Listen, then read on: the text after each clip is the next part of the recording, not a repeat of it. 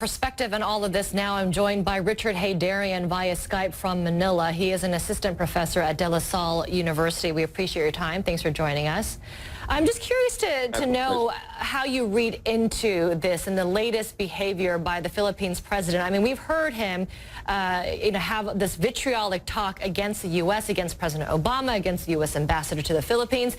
But the president now is actually taking steps, visiting China and making this announcement about separating from the U.S., a strong U.S. ally, a strong ally, period, in China. What do you make of all this?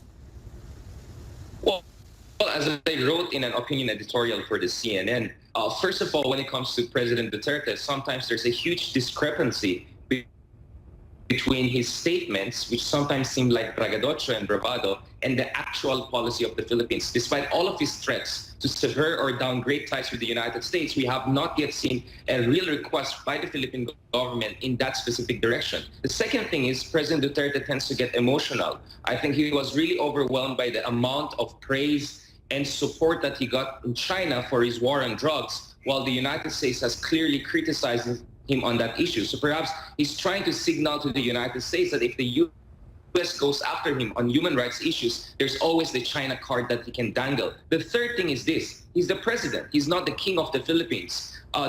Yesterday, there was a survey that came out that showed China has a negative 33 approval rating in the Philippines, and the United States has a positive 66 approval ratings in the Philippines. So the U.S. is extremely popular among Filipino people, and perhaps even more popular among the Philippine military, who rely on full-spectrum American military assistance in terms of intelligence, logistics, and finance. So I think President Duterte will have a really hard time trying to convince the people and his military that he can actually move forward with severing ties. Nonetheless, I won't be surprised that as part of a grand bargain with China in the South China Sea, he may slightly downgrade ties with the U.S. as a sort of concessions to China in exchange for Chinese concessions in the South China Sea, like a joint fisheries agreement in the Scarborough Shoal or joint development schemes in the oil-rich areas of the South China Sea. But, for instance, I want to go back, if I can interject there, I want to go back to what the people want, because, again, it's kind of interesting dichotomy here. Number one, you have the president of the Philippines trying to make closer ties with China, yet you look at these polls and the Filipinos, they're very pro-American, very anti-China. So it doesn't seem like this is what the people of the Philippines want. I mean, how much of a gamble is this, for Duterte at home to make this dramatic shift in foreign policy? Is there going to be a major backlash?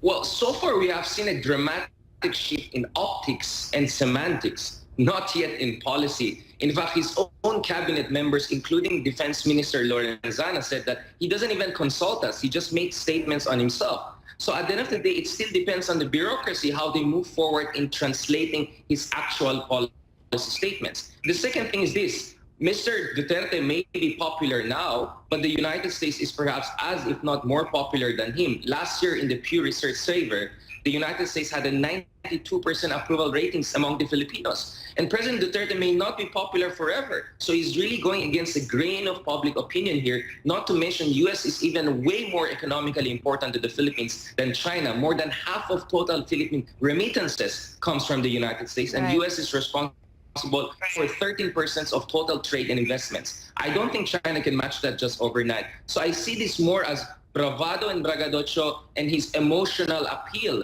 to the Chinese and gratitude to the Chinese for not criticizing him on the war on drugs and trying to warn U.S. against further criticizing. Yeah, curious to know how far he will take this as the world is watching very closely. Richard Heydarian, thanks so much for your time and your analysis.